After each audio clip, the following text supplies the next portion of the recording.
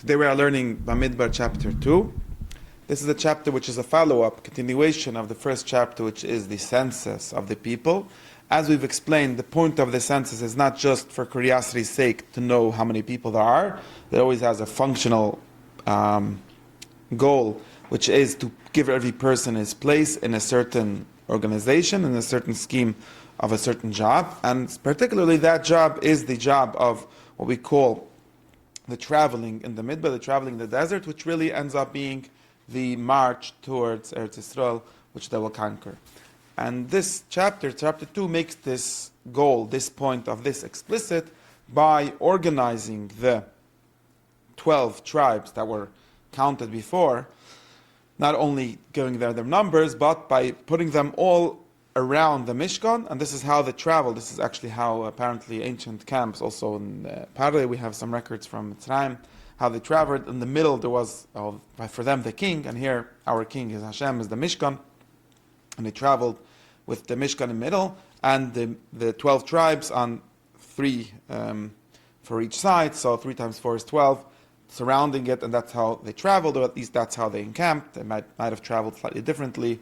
There's a debate, a question about that, but in any case, this is the purpose of really the count, and this whole chapter is very, very much repetitive, and I think that we have to see the chapters, the language of the Torah, the framing, the sort of poetry, the announcement of the words, as enacting in words, verbally, this machna, this beautiful and organized organization of society and of it's literally called armies here, surrounding the Mishkan in order to accomplish what they need to accomplish.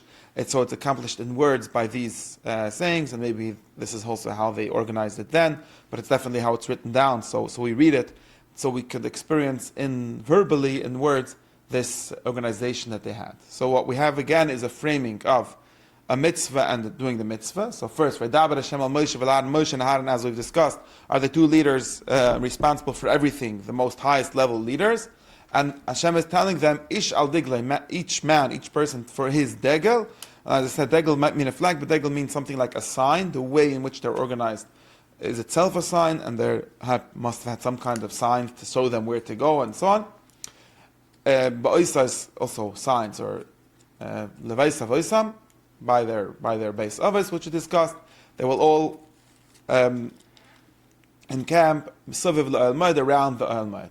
And here we get a description going around from Mizrach to the other sides, who is on each side, and also repeating, that's why I said it's a lot of repeating. It repeats also who's the Nasi, who's the leader of each tribe, which is something we already know really from previous chapter, and repeating the amount of people that he had, also something we already know, and then giving a summary count of each side, each degel, because each side is really like the 12 tribes get now just divided into 4 like major categories or major divisions, or whatever you want to call it. Here it's called a degel, which might be like an ancient military term or something, like for the Targum translate tekes. Tekes is apparently a Roman word for something like a division.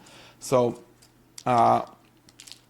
this is how, so maybe degel just literally means this like level of division of military or some other kind of organizational level.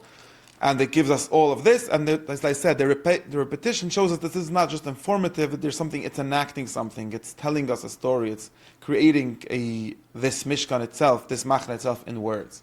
So we have from Mizrach, called also Kedem, so there's 2 words from Mizrach, and very often in these kinds of descriptions, the Torah doubles the words. It gives us Kedma Mizracha, and this also probably has a poetic meaning. First, there's Yehuda, the Degel of Yehuda, which with their Nasi, Nachshem, and Nadav, with the Tzava, right, the military army of Yehuda, counted, and their countings, 74,600 people, which we already know. Now, with Yehuda, we have Yisachar, with their Nasi, Hanab, and Tzvuav, with his 54,400 men. Then we have Zvilin, with their Nasi, Aliv ben Chaylen, with his army of 75,400 men. Altogether, all of Machne Yehuda, right? Yehuda is the leader of these 3. Yehuda, Yisachar, and Zvilin, which are also coincidentally the largest number of all, is 186,400 people. So this is like the big army, and therefore they go in the front. They go in the front. They're in the Mizrach. We travel from Mizrach, or at least this is the front. Maybe that's also why Mizrach is Kedem, right? It's the front. They're the first travel. Then, to the right side of the Mishkan, Teman, or called south, and Dora, which is the right, to the right of the east. If you're facing east, then the south is to the right.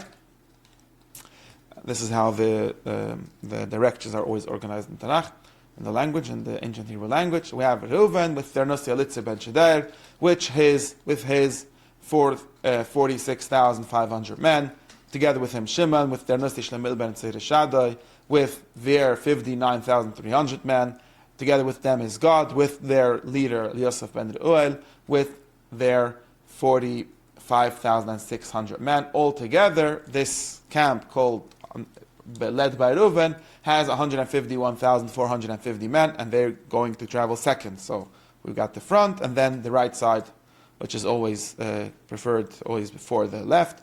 That's how the Hebrew language works, and how apparently the camp is actually organized. That's also how the body works, right? Your right hand is usually the dominant one. So that's the second. They travel the second. And then third, after them, traveled Moed, Machna, Levim. As we've already said in the end of the previous chapter, Levim are really choros of the Mishkan. They're the guards of the Mishkan, so to speak. So they travel along with it. Also, Ishal Yod Deglaim, they travel along with this.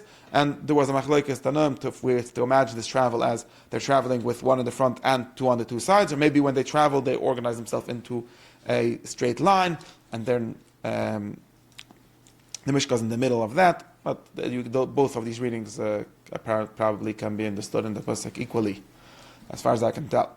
Then we go to we're going around, right? So now we go to the back, to Ma'arif, to the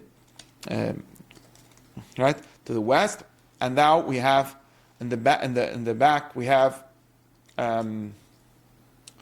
Ephraim with their leader Lashon ben Amid, with his 40,500 men, together with Menashe, with their leader Gamliel ben Pedutzer, with his 32,200 men, Benjamin with their leader Avida ben Gedoini, with his 35,400 men. This is the smallest machna, so the left side, the back is the smallest, and these travel third, so it goes around. This is why, maybe a reason why we should understand that they're somehow organize themselves to be right behind the Mishkan when they're traveling. They're traveling third.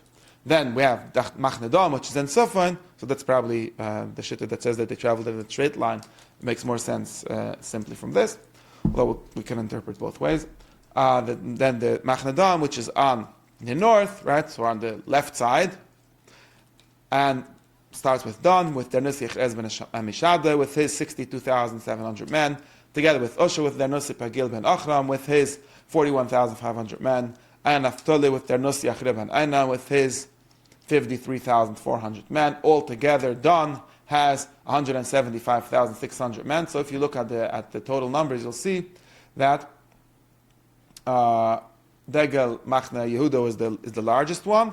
Second to that is Dan, which traveled the last. These make sense, right? You have the front of the army, and the last needs to be the most. They're protecting from the front and the back. And in between is the intermediate numbers. We have, where am I? We have Ephraim with, on the right side with, before Ephraim, right in the back we have Reuven with his 150,000 total, 151, and even less even less than that. We have right to the right side 151, and in the back even less than that with 108 for Machne Ephraim.